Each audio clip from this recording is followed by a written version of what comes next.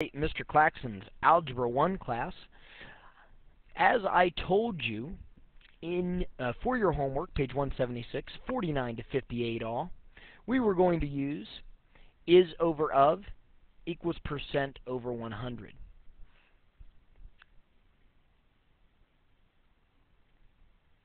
In order to apply it to that last section and get some more practice, I did want you to complete last night's problems like that.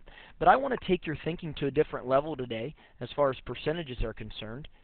If you take a look at this, I've done it the old school way. I want to run you through that here real quick. Without a calculator, I've done 40% of 50. So 40% of 50, I think of that as 40% of 50 is, and then a little blank right there, question mark. My question mark happens after my is. I know that I'm going to put that question mark in, which I later made an X. Okay, I later made that an X. We'll go ahead and write a question mark so everyone doesn't get confused here. Don't want everyone to get confused. So my question mark goes in the is spot. I know that with of, I see 50. Okay, so I'm going to write 50 in the of spot. And then with my percentage, I write 40. An easier way to do this is just identify your percentage first. If you identify that, what is with the percentage, and write that in the percentage spot, it leaves you less room for error. Down here, I rewrote this proportion as 50 times 40 divided by 100. 50 times 40 divided by 100. I'm going to go ahead and rewrite that just so I could take you through that process of using that cross cancellation in order to solve. So 50 times 40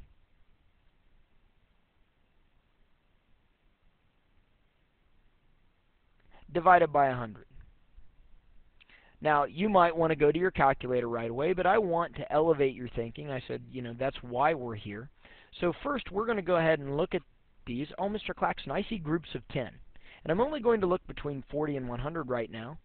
And I know that 40 is 4 groups of 10. I know that 100 is 10 groups of 10. Mr. Claxton, check that out. 50 times 4 divided by 10. But you can keep going here if you want to. 50 times 4, is 200, and 200 divided by 10 is going to be 20. Let's keep going, though. Let's pretend like we just kind of want to be mentally lazy. How about that? Mentally lazy. Not quite sure you can be that, Mr. Claxton. Over here, it's not letting me select that color. I know that I have groups of 10 here. That is one group of 10. This is 5 groups of 10. So at the end of the day, I have 5 times 4 divided by 1. 5 times 4 divided by 1, I know, is just 20 divided by 1, which is 20. So that we did practice our proportions last night by using that. However, we could have done it up here too. Or up here. We could have done it another way, right here. I'm going to go ahead and write that method in this magenta color because I think it's cool. 40% of 50 is a number. So what I'm thinking of here is I'm thinking, well, 40%, what would be 10% of 50? I should be able to identify what 10% of 50 is with ease.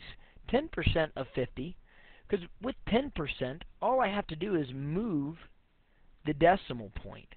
So 10% of 50, if I write 50 out, I know that 10% of it, all I have to do is move the decimal one place to the left, all right?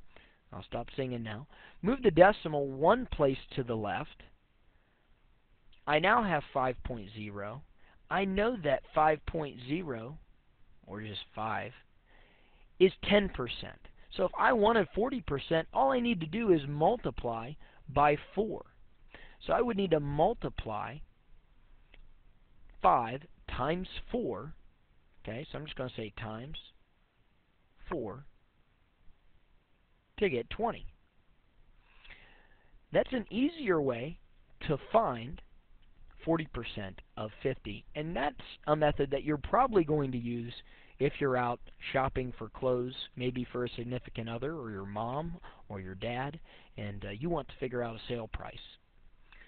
So that is both a very methodical way, okay, and a way to use mental math to take 40% of 50. Again, that's our easiest way that they show it to us. In the next example, I'm going to describe to you a more difficult way that they, our presentation of percentages that they give to us. So let's go ahead and move on to that one in part 2.